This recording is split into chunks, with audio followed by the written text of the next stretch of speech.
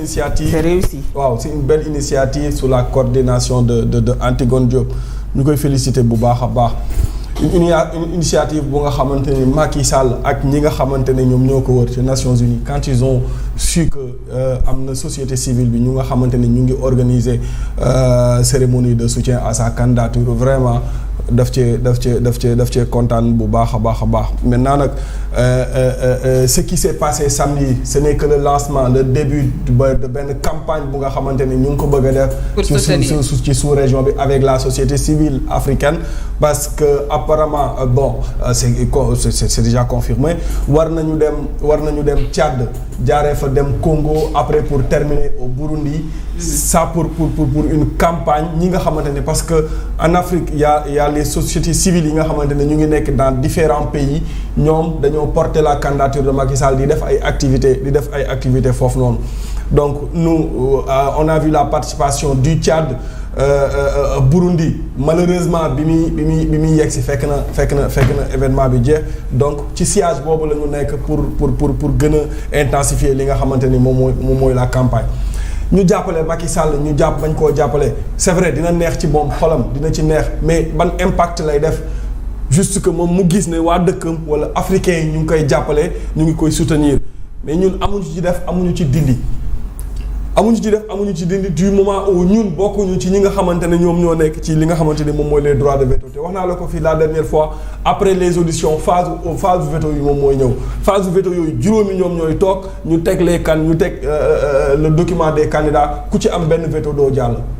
donc ñoom puissance boobu ñu am ci vote boobu noonu bu ñu paree ci veto bi dinañu xam ndax benn nit moom mooy dem campagne la boppam wala ñaar ñooy génn wala ñett ñooy génn et man je prie que mu des benn candidat muy Macky Sall nga xamante ni du am adversaire beneen bi mooy c'est bambins là yi nga xamante ni ñoom ñoo taxaw un groupe de 3 ou 4 personnes taxaw buntu siège des Nations Unies di joxe ay flyers ay tubaab léegi après. ban impact la si mën am. ban impact la ci mën a am. ñoom seen kàddu yeggul fi nga xamante ne foofu la ñuy décider ni kii moo war a nekk secrétaire général des Nations Unies ou pas ñoom dañoo waroon a noppi parce que dañoo ne woon Macky Sall ne sera pas candidat aujourd'hui yàlla def na ne Macky Sall est candidat Babacar Gueye dafa am lu important lu mu wax ci suñu rencontre bi daf ne quand il a parlé à Macky Sall ba moom mu engagé wu moom xam na ne et mu ngi ñuy wax ni Macky Sall du aventuré wu ci lu leerul ci moom. yaa ngi wax léegi ay rencontres les ambassadeurs yi nga xamante ne ñu ngi leen di rencontrer ñi mu njëkk a rencontrer Macky Sall a fait sa campagne 5 veto yi il les a tous vus. waxtaan na ak ñoom am na lu mu wax ak ñoom am na loolu ñooñu lu ñu ko wax. ñeneen ñi nga xamante ne ñoo nekk les autres 10 yi nga xam ne ñoo nekk ci conseil de sécurité Macky Sall les a vus am na lu ñu wax ak ñoom am na lu ñu tënk.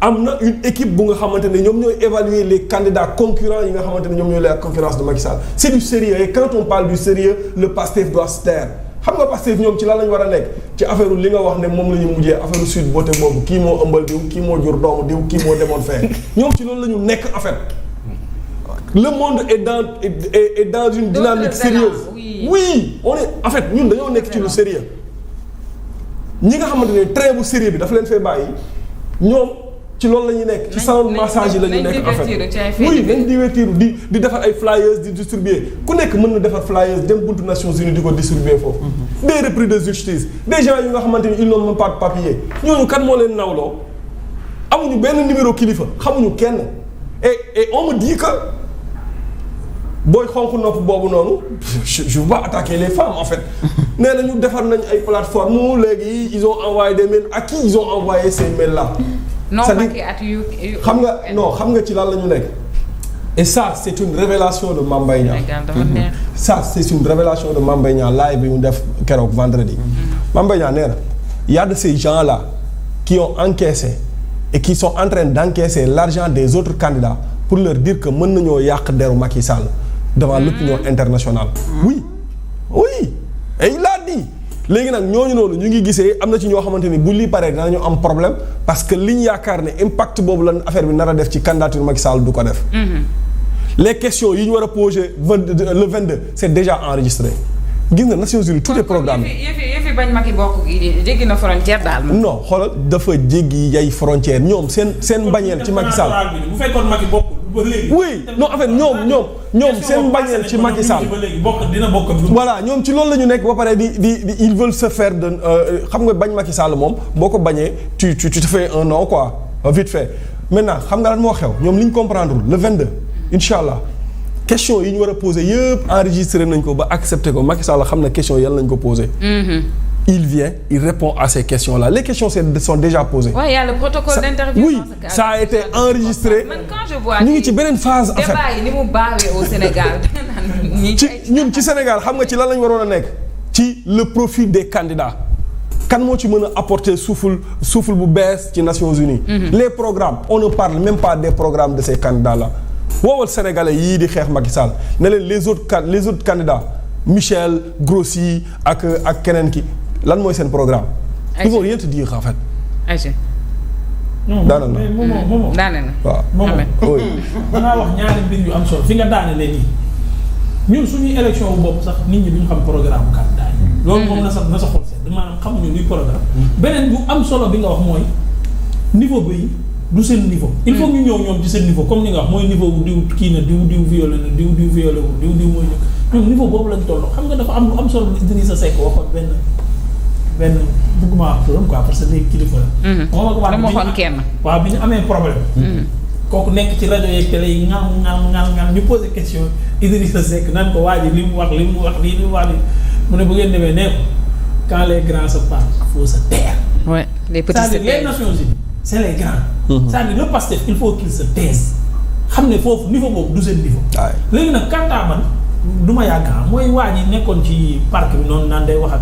ouais xoolal c'est psychologie. loolu c'est même inélégant au fait. non si seen psychologie ngay jéem a dugg. dajeeg sa moromu nawle sa patriote mu ñuul nga ñuul nekkoon sa président di dox soxlaam nga dogaale ko ani det cachet bi ani lii yaa laa c'est dégradant loolu nit ku normal sax je ne pense pas que war na ko def. léegi nag na fi nag li ngeen di comprendre seen psychologie ñoom il faut parfois moo tax parfois bu ngeen di wax ak ñoom du ma leen ko mën a baal maanaam il faut ngeen comprendre ñoom yan xeetu doomu aadama la. mooy ñan. ki taxawoon foofu. mooy même personne bi ñu wax ne Sweet Beauty am na agrément mu gëm ko c'est la même personne c'est la même personne bi ñu wax ne compte 1000 milliards am na mu gëm ko c'est la même personne bi ñu gëmloo ne Adji Sarr mi jàngul amul BFEM mën naa faj douleur lombaire mu gëm ko c'est la même personne bi ñu gëmloo woon ne musuma dem Sweet Beauty musuma faa teg sama tànk mu gëm ko c'est la même personne c'est la même personne bi ñu gëmloo ne affaire yi pétrole bi dugal nañ ko ci pipeline yi ba jaay ko lu yàgg mu gëm ko. c'est la même personne dissimulé nañ ay milliards dugal ko ci jet privé. oui c'est la même personne boobu moo taxaw foofu di gëm ne ba léegi det kese am na. waaw léegi personne boobu noonu jar naa am benn considération moo ko oui da koy baal su mu ngi mel ni tey jii nga romboon fii ndaw lu wérul nga romb ko fii mu saaga la ndey noo koy def da ngay futteeku di xeex ak moom parce que ndaw su wérul nga romb ko fii mu saaga la ndey c'est la même personne même doomu aadama boobu noonu la ñu gëmloo woon yii ma leen fi limal yëpp ak yeneen yu ma bàyyi mu gëm ko même doomu aadama boobu moo taxaw foofu di gëm ne Macky Sall dafa tibb milliards yi yóbbu ko kooku da nga koy baal leneen wan na nit ki li mu am rek lay joxe xam nga dans cette petite vidéo là li ma ci neex mooy dafa confirmer ne doomu aadama li nekk sa xol rek na mën a jénne nit ki mu ngi lay romb di kilifa nga koy jéem a toroxal di ko jéem a rabaisser voilà.